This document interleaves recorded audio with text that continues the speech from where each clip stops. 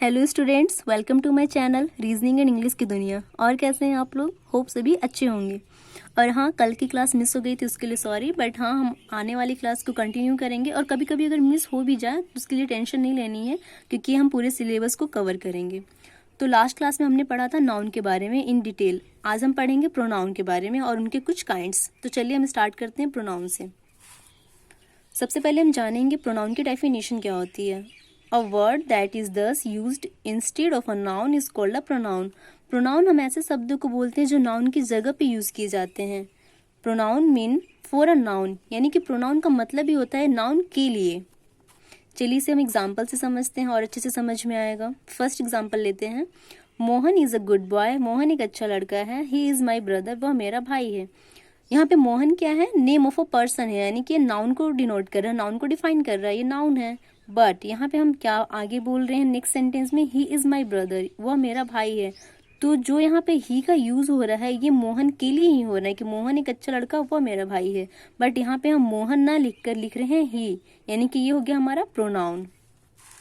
And in next example, Sita is a kind hearted woman. Sita एक kind hearted woman है। सी is my mother. यहाँ पे भी सीता क्या हो गई? नेम ऑफ अ पर्सन हो गई, तो ये हो गई noun. But she is my mother, तो यहाँ पे सी किसके लिए आ रही है? सीता के लिए। तो ये भी हो गया हमारा प्रोनाउन। प्रोनाउन का मतलब ही होता है नाउन की जगह ले लेता है, वो नाउन की जगह पे आता है। तो चलिए अब आगे हम जानते हैं प्रोनाउन के कितने काइंड्स होते हैं। प्रोनाउन का फर्स्ट काइंड होता है सब्जेक्टिव प्रोनाउन, या फिर इसे हम पर्सनल प्रोनाउन भी कहते हैं। It acts as a subject in a sentence. ये सेंटेंस में एक सब्जेक्ट की तरह एक्ट करते हैं, जैसे ही, सी, आई, यू, दे, वी। ये सारे हमारे क्या हैं? सब्जेक्टिव प्रोनाउन के एग्जाम्पल हैं। इसे भी हम चलिए एग्जाम्पल से समझते हैं। जैसे फर्स्ट हो गया हमारा he is a good boy, वह एक अच्छा लड़का है। तो इसकी जगह पे हम ऐसे समझेंगे, अगर यहीं पे नाउन होता तो क्या होता? Ram is a good boy, तो वो होता हमारा नाउन। बट यहाँ पे हमें ये प्रोनाउन बताना है, सब्जेक्टिव प्रोनाउन। तो राम की जगह कौन ले लेगा? ही ले लेगा। He is a good boy, तो ये हो गया हमारा सब्जेक्टिव प्रोनाउन, क्योंकि ही जो है वो सब्जेक्ट। उसी तरह यहाँ पे अगर राम होता, Ram is a good boy, तो राम क्या होता? वो भी सब्जेक्ट होता, बट वो नाउन में होता। और यहाँ पे ये ही जो है वो राम की जगह ले लेगा, बट ये प्रोनाउन होगा। And in next example, she is beautiful, वह सुंदर लड़की है या फिर वो सुंदर है। तो इसे हम ऐसे समझेंगे, जैसे मान लो रीता इज ब्यूटीफुल, वहाँ पे रीता की जगह कौन ले लिया? सी ले लिया। सी ले ली, तो सी क्या हो गई? हमारी subjective pronoun. I am good, किसी ने पूछा तुम कैसी हो, तो मैं बोलूंगी पूर्णिमा इज गुड, पूर्णिमा अच्छी है। बट यहाँ पे पूर्णिमा की जगह मैं यहाँ पे यूज कर रही हूँ आई एम गुड, तो ये क्या हो गया हमारा? Subjective pronoun. इसी तरह जितने भी हमारे रेस्ट एग्जाम्पल है वो भी ऐसे ही बनेंगे। तो चलिए बिना टाइम वेस्ट किए हम आते हैं नेक्स्ट काइंड्स पे। हमारा नेक्स्ट काइंड है objective pronoun. It acts as an object in a sentence. जैसे कि हमारा सब्जेक्टिव प्रोनाउन था, वहाँ पे क्या था कि हम सब्जेक्ट की जगह यूज कर रहे थे। बट यहाँ पे नाम से क्लियर है सब्जेक्ट ऑब्जेक्टिव प्रोनाउन, यहाँ पे ऑब्जेक्ट की जगह यूज करेंगे, वो हो जाएगा हमारा objective pronoun. Example, him, her, me, you, them, us. These are the example of objective pronoun. इसे भी हम एग्जाम्पल से ही समझेंगे। Shyam is with her, Shyam उसके साथ है। यहाँ पे श्याम क्या है? श्याम है हमारा सब्जेक्ट। हर, यहाँ पे हर क्या है? हमारा ऑब्जेक्ट।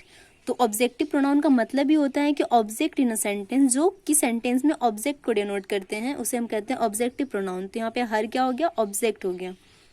नेक्स्ट एग्जाम्पल में, आरती इज विथ मी, आरती किसके साथ है? मेरे साथ में है। मी क्या है? हमारा ऑब्जेक्टिव प्रोनाउन है। एंड इन नेक्स्ट काइंड, इसका नेक्स्ट काइंड होता है हमारा possessive pronoun. A possessive pronoun tell us who owns a particular thing. Possessive pronoun हम ऐसे प्रोनाउन को कहते हैं जो कि किसी भी पर्टिकुलर थिंग पे अधिकार जताता हो, यानी उसका मालिक हो। ऑन्स अ पर्टिकुलर थिंग, किसी भी चीज पे, किसी भी वस्तु पे जिसका अधिकार होता है, वो अपना अधिकार दिखाता है, उसे हम कहते हैं पोजेसिव। इसे हम एग्जाम्पल से समझेंगे। तो इसकी एग्जाम्पल को हम दो कैटेगरी में डिवाइड करेंगे। फर्स्ट कैटेगरी होगा हमारा his, her, my, your, their, our. हम इसे आवर भी पढ़ते हैं और आर भी पढ़ते हैं, our. And in next category, his, hers, mine, yours, theirs, ours या आर्स। समझेंगे इसे हम एग्जाम्पल से। फर्स्ट कैटेगरी में क्या होता है? जैसे दिस इज माई बुक, यह बुक मेरी है। दिस इज माई बुक, यह मेरी बुक है। बट सेकेंड कैटेगरी में क्या होता है? Second category, this book is mine, यह बुक मेरी है। फर्स्ट में क्या होता है, दिस इज़ माई बुक, यानी कि यह मेरी किताब है, यानी हम वहाँ पे अपना अधिकार दिखा रहे हैं कि यह मेरी किताब है। बट सेकंड कैटेगरी में क्या है, यानी कि फर्स्ट कैटेगरी ये जो है ना हमारा his, her, my, your, their, our, इसके बेस्ट पे हमारे ये एग्जाम्पल है। और his, hers, mine, yours, theirs, ours, इसके बेस्ट पे हमारे ये सेकंड कैटेगरी है। दिस बुक इज़ माइन, यानी कि यह किताब मेरी है, यह मेरी किताब है, यह किताब मेरी है। तो ये मेरी किताब में तो चलो ठीक है कि हाँ ये मेरी किताब है, बट ये किताब मेरी है, यानी कि मेरे अलावा किसी की किताब नहीं है, मेरी ही किताब है। तो ये हो गया हमारा पॉजिटिव प्रोनाउन, इसका ये सेकंड कैटेगरी हो गया। इसे हम नेक्स्ट एग्जांपल से समझेंगे। अच्छा ये दिखा नहीं क्या, ओह सॉरी, फिर से समझते हैं। First category this is my book, यह मेरी किताब है। बट सेकंड कैटेगरी में क्या हो जाएगा, दिस बुक इज माइन, यह किताब मेरी है। यानी कि फर्स्ट कैटेगरी में हम बस बोल रहे हैं कि ये मेरी किताब है, ये कोई भी बोलता है ये मेरी किताब है, तो इसमें हम थोड़ा सा हक तो दिखा रहे, अपना अधिकार तो जता रहे। बट जब हम सेकंड कैटेगरी में आते हैं तो उसमें हम बोल रहे हैं दिस बुक इज माइन, यह किताब मेरी है, यानी कि ये सिर्फ मेरी ही किताब है, मेरे अलावा किसी और की किताब नहीं है, किताब मेरी है। यहाँ पे अपना हम अधिकार दिखा रहे हैं, जता रहे हैं। तो ये हो गया हमारा पॉसेसिव प्रोनाउन। इसे हम एक और एग्जाम्पल से समझेंगे। फर्स्ट कैटेगरी है दिस इज हिज लैपटॉप, यह लैपटॉप उसकी है। दिस इज हिज लैपटॉप, यानी कि यह उसकी लैपटॉप है। बट इन सेकंड कैटेगरी में क्या हो जाएगा, दिस लैपटॉप इज हिज, यह लैपटॉप उसकी है। तो फर्स्ट में क्या था कि ये उसकी लैपटॉप है, हाँ चलो ये उसकी लैपटॉप है। बट सेकंड में क्या, दिस लैपटॉप इज हिज, यानी कि ये लैपटॉप उसकी है, यानी उसकी ही है, किसी और की नहीं है, उसकी ही है। तो यहाँ पे हम थोड़ा जोर दे रहे हैं, तो ये क्या हो गया हमारा पॉसेसिव प्रोनाउन। इसी तरह हमारा एक और प्रोनाउन आता है, नेक्स्ट काइंड पे हम चलते हैं, वो है हमारा रिफ्लेक्सिव या intensive pronoun. It refers back to the subject of the sentence, ये है हमारा रिफ्लेक्सिव प्रोनाउन का definition. It refers back to the subject of the sentence, यानी कि ये जो हमारे सेंटेंस के जो सब्जेक्ट होते हैं उसे रेफर्स करते हैं। बट इंटेंसिव प्रोनाउन का डेफिनेशन जो है वो ये है, it emphasises it's antecedent noun और प्रोनाउन, यानी कि ये नाउन और प्रोनाउन के जस्ट बाद आते हैं। एंटीसीडेंट यानी कि बाद में आना। चलिए इसे भी हम एग्जाम्पल से ही समझेंगे। फर्स्ट एग्जाम्पल है हमारा, मैं ये खुद करूँगा, I will do it my self, यानी कि मैं ये काम खुद करूँगा। तो यहाँ पे एक ऑप्शन होता है कि अगर आप नहीं करोगे तो कोई और भी कर सकता है, ठीक है। बट इन नेक्स्ट एग्जाम्पल हम क्या देखेंगे, मैं खुद ही ये करूँगा, I myself will do it, यानी कि मेरे अलावा ये काम कोई और नहीं करेगा। तो यहाँ पे भी हम थोड़ा जोर दे रहे हैं, सेंटेंस को थोड़ा इंटेंसिव बना रहे हैं। तो ये हो गया हमारा इंटेंसिव प्रोनाउन का example.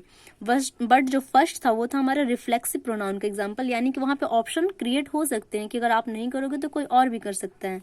But in next example ये काम मैं ही करूँगा, मेरे अलावा कोई और नहीं करेगा। तो ये हो गया हमारा इंटेंसिव प्रोनाउन। इसी तरह हम नेक्स्ट एग्जाम्पल में भी समझेंगे, राम खुद जाएगा, Ram will go himself, Ram खुद जाएगा। हाँ यहाँ पे मैं एक चीज़ बताना भूल गई कि रिफ्लेक्सिव या इंटेंसिव प्रोनाउन में हम सेल्फ का यूज़ करते हैं। सेल्फ का यूज़ कंपलसरी होता है, यानी कि जिस भी सेंटेंस में हम सेल्फ का यूज़ करते हैं आप समझ जाना कि वो हमारा क्या है, रिफ्लेक्सिव प्रोनाउन है। आपको पहचानने में, रिकॉग्नाइज करने में ज़्यादा प्रॉब्लम नहीं होगी। तो चलिए वापस आते हैं अपने एग्जाम्पल पे।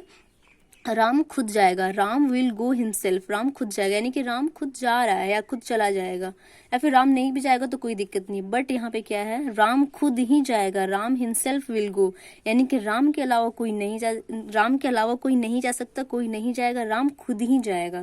तो यहाँ पे भी सेंटेंस पे हम जोर दे रहे हैं। तो ये समझने वाली बात है कि जहाँ पे भी सेंटेंस में थोड़ा जोर दिया जाता है वहाँ पे वो क्या हो जाता है, हमारा इंटेंसिव प्रोनाउन हो जाता है। तो चलिए बस आज के लिए इतना ही। नेक्स्ट क्लास में हम फिर से मिलेंगे, उसमें बाकी के जो काइंड्स है उसके बारे में डिस्कस करेंगे।